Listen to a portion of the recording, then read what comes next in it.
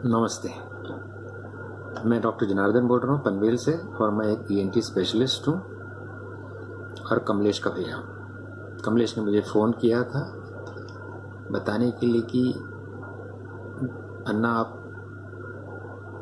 Corona इस विषय पे कुछ बोलिए, स्पेशली प्रिकॉशन।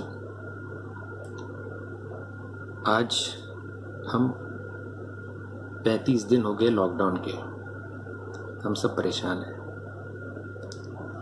और इसका हल कुछ निकल नहीं रहा है। लॉकडाउन का मतलब होता है कि इस वक्त इसकी इलाज नहीं है तो वक्त दीजिए कि स्प्रेड नहीं होवे, और दूसरी बात है कि इसकी कुछ इलाज की या वैक्सीन बनाने की कुछ टाइम मिल जाए और कुछ नवे जो रिसर्च में होता है उसकी इलाज के बारे सोच लीजिए। मैं अब इस विषय पे ज़्यादा डिजीज़ के बारे में नहीं बोल रहा हूँ, बट सिर्फ इतना ही बता रहा हूँ कि ये 4-5 पॉइंट्स बोल रहा हूँ। यानी एक तो पहला पॉइंट है कि ये वायरस कैसे बाहर आ जाता है हवा में। दूसरी बात है हम कैसे इसको पकड़ते हैं। तीसरी बात है अगर पकड़ लिया उसके प्रिकॉशंस क्या कर सकते हैं। चौथी बात है अगर प्रिकॉशंस नहीं किया और लग गया तो उसके सिम्टम्स क्या होते हैं। तो पहले विषय पे जाते हैं, वो है ये वायरस कैसे स्प्रेड होता है। तो जिसको एक्चुअली डिजीज़ है या कोरोना वायरस से पीड़ित है और उसके नाक से, छींक में से या मुंह से, खांसी से अगर बाहर निकल जाता है वायरस तो वह हवा में फ्लोट हो सकता है थोड़ी देर के लिए और फिर कहीं ना कहीं जाके गिर जाता है। या तो जो इंसान जिसको वायरस है और उसे पता नहीं है बट उसके हाथ में है, शायद वो मुंह पोंछ लिया हो, नाक पोंछा हो, खांसी ऐसे करके किया और फिर उसको पोंछा नहीं उसने और फिर वहां जाके कहीं भी हाथ लगाता है तो उसको वहां रख सकता है वायरस को और वायरस वहां थोड़ी देर तक रह सकता है। तो ये सब तरीके हो गए जो वायरस बाहर निकल सकता है। दूसरी हम बात करेंगे हम कैसे पकड़ सकते हैं वायरस को।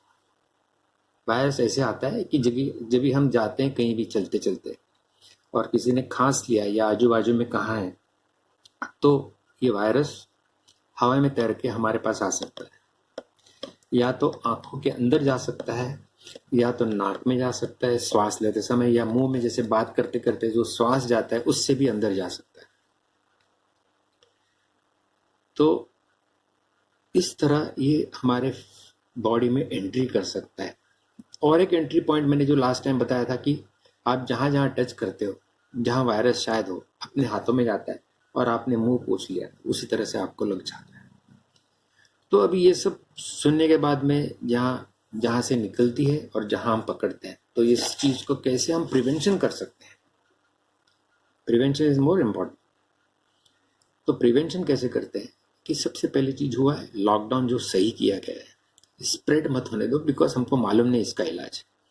अगर एक इंसान को लग गया तो वो सबको फैला सकता है। एक तो सबसे पहले परिवार के अंदर घुसा सकता है, दोस्तों में जा सकता है, काम के समय जिस जिनको मिलते हैं उनको जा सकता है। तो सबसे बेस्ट लॉकडाउन, घर पे रहो, कहीं बाहर निकलना नहीं।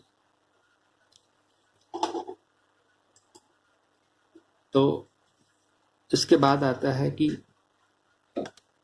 क्या करें हम।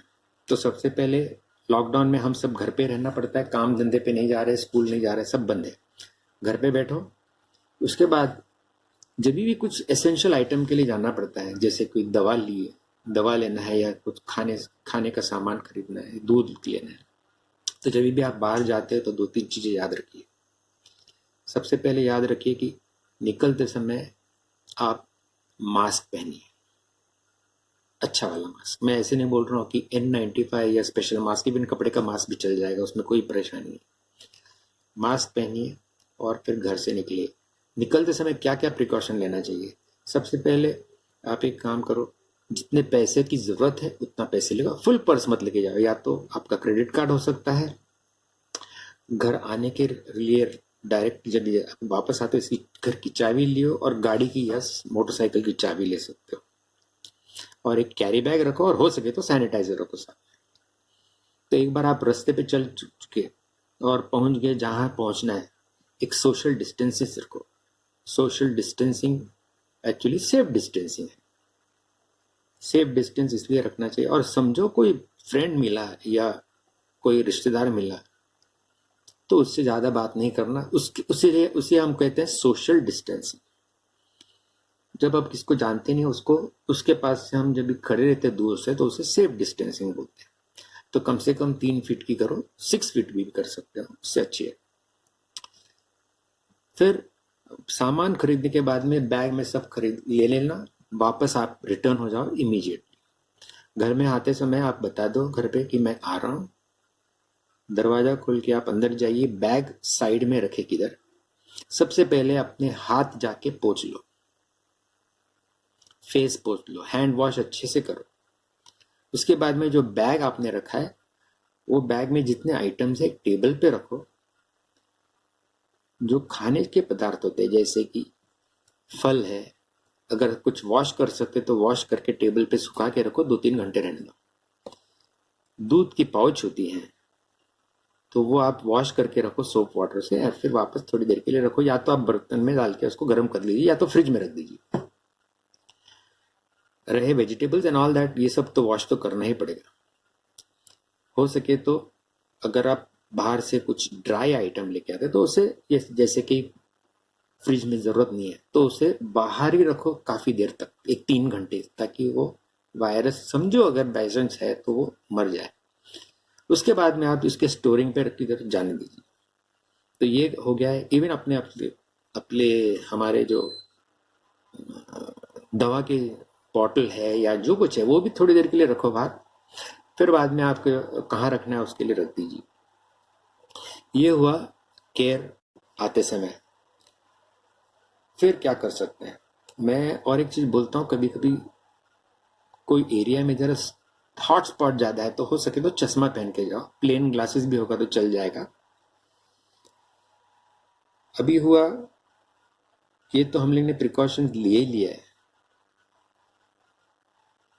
अगर समझो आपने प्रिकॉशन लिया और आ रहा है हमको वायरस, तो हमको सिम्टम्स कैसे पता चलेंगे? तो इसके सिम्टम्स है सर्दी, खांसी, सोर थ्रोट यानी गले में थोड़ी सी तकलीफ, बुखार और दम लगना है। अगर ये कोई भी सिम्टम्स आपको लगे तो आप तुरंत हॉस्पिटल जाइएगा। और इतने चीज बोल के मैं मेरे शब्द बंद करता हूँ ताकि आपको ये इन्फॉर्मेशन जाए।